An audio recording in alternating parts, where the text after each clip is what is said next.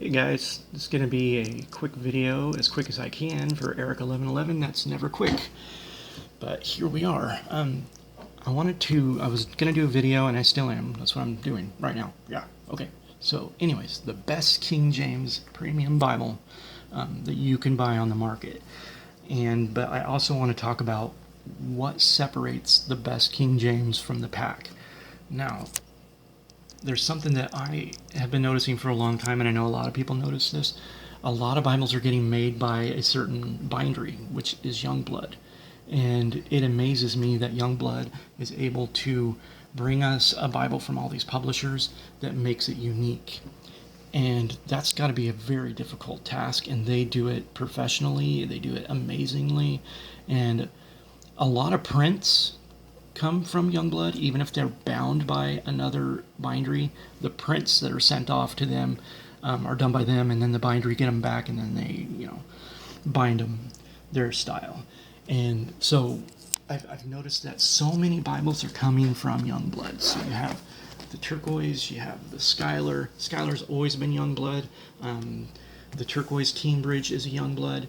But Cambridge has used other binderies in the past, so you will get a Cambridge that's different. And they also use Lego printers, and they just kind of mix it up once in a while. But here lately, it seems like everything that I see premium-wise, me personally, what I've gotten on my channel has been from Youngblood. You get a book blog or a Bible, and you open it up, and it says Youngblood from the Netherlands, printed and bounded from the Netherlands. This is printed and bounded in the Netherlands by Youngblood. Same thing by Youngblood. Same thing here. Allan Bible by Youngblood. Allan NASB. This was done by Youngblood. So it's amazing to me that they can do that they can make a Bible and make it special for each publisher. And they're unique. But here's the thing, they're unique to Youngblood. So you're getting a unique quality that is different for these publishers because that's what they're ordering, that's what they're asking. If you get a Crossway ESV, it's going to be way different than these Bibles.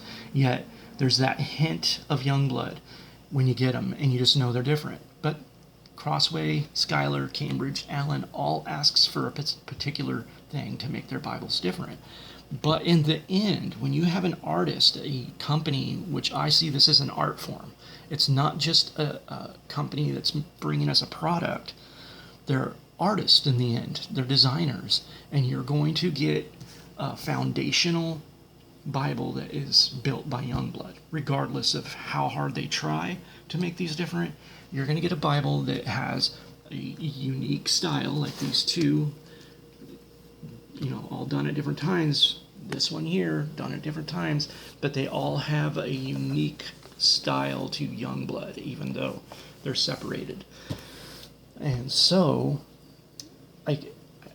by assessing that and looking at all my Bibles, and there's reasons that I love all of these designs. Schuyler's are amazing.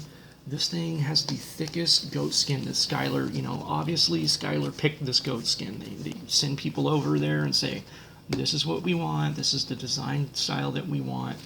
And you can see it. It's gorgeous, guys. It's so thick, so plush, yet different than all of the others, even though it's made in a different, made in the same company. They pick the paper they want, you know what I mean? So you're going to get the paper that they wanted for this particular Bible. This is Prima paper, I believe. It's called Prima. And it's beautiful. I think it's a 36 GSM, if I am remembering correctly. It's just beautiful, just gorgeous Bible, awesome font. But it is a font that is lighter than what I like, lighter than I prefer. It's more of a skinnier style font. And it has kind of a grain effect to it, which I call it like newspaper print font. Ink, not the font, but the ink that they use.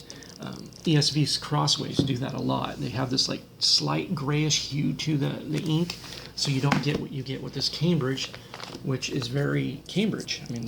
Cambridge comes in and says, dude, we're putting in our black, super bold black font. You get this font that is just bold, has that round, unique bubble characteristic to it.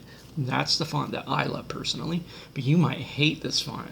Well, not hate it, but it just doesn't grab you.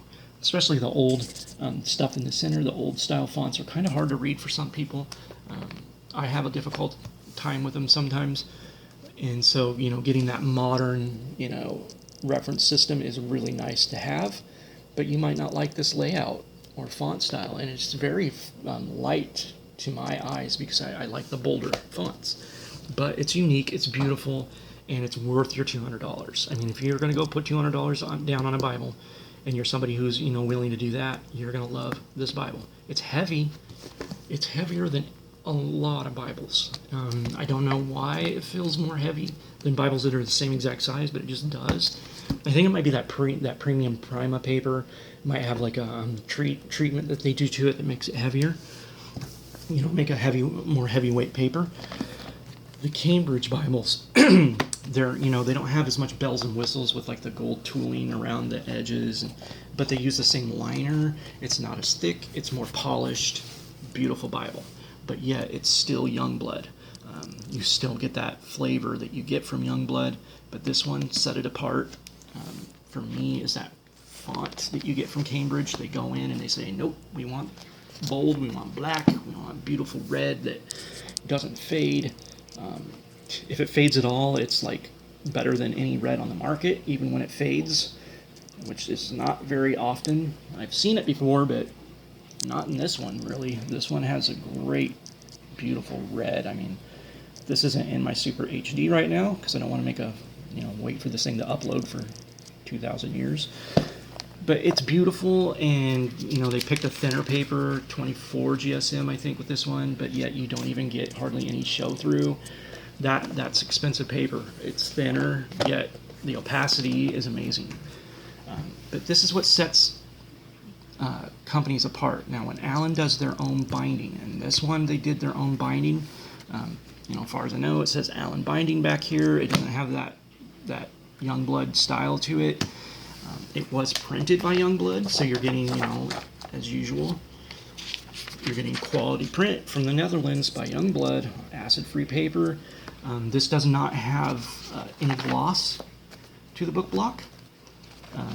You get an awesome design that I look for in a premium Bible that sets it apart. And since this one has it, the overcast stitching, so you see the little stitches down in there, that's overcast stitching, and what it does is it holds on your front pages. And you also see how the red is bleeding right there? It's a perfect spot to show you guys that. The red bled a little bit because they do it really dark. Now this was added, it had added red to it, so some of the bleeding might be from the person that added more red. But from what it looks like, I think that's the Allan red that bled through. That happens a lot because they do their art gilding by hand, and I don't know if they spray it at Allan when they do theirs. They might. They used to, I think, brush it on. But it's just a beautiful Bible, guys. I mean, it sits super flat. It's a very flat paper, so you don't have a high shine. When it wrinkles, the wrinkles don't stand out because of that paper. They go away because of the style paper it is, but the Bible sits literally flat. I mean, it's one of the flattest sitting Bibles on the market, other than a Thompson chain from Kirkbride, the genuines. They fold in half like this.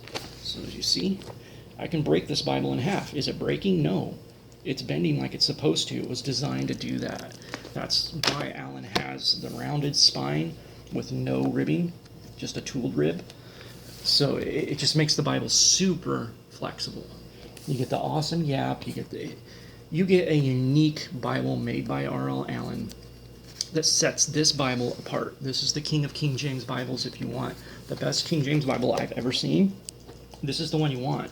It's a first edition in goat skin. They're now in calf skin that's very thick and plush. But I do think it's a Allan binding, as far as I know.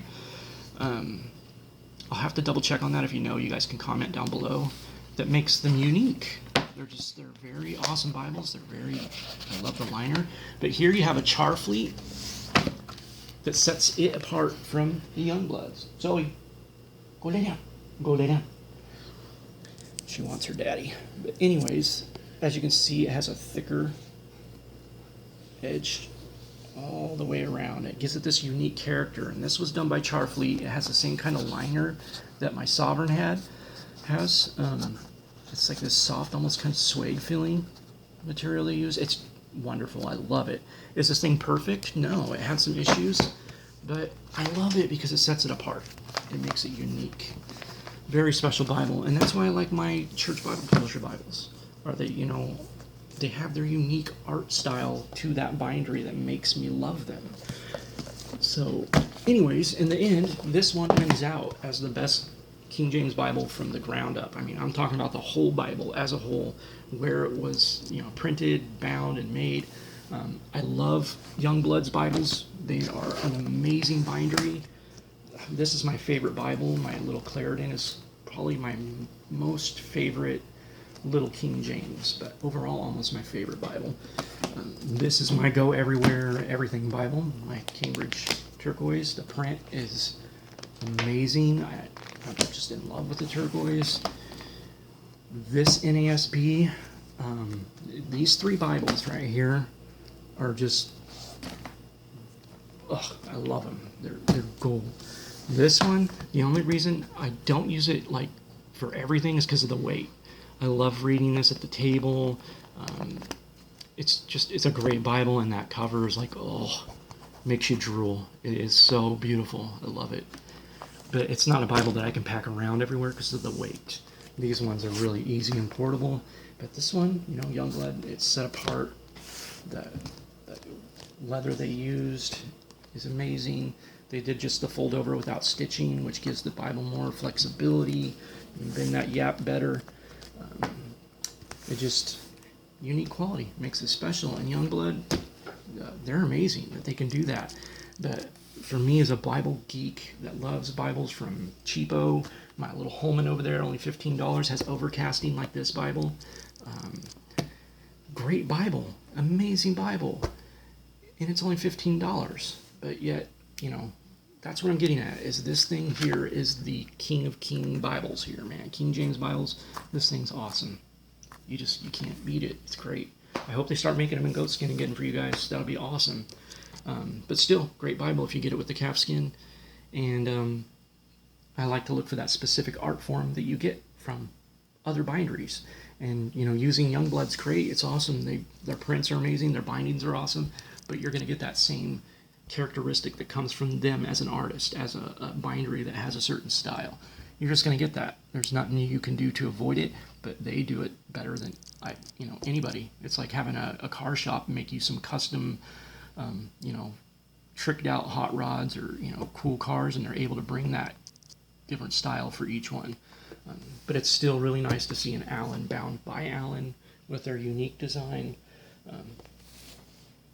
As a geek, that's the kind of stuff that makes me go different. Love it. So, God bless, guys. Take it easy.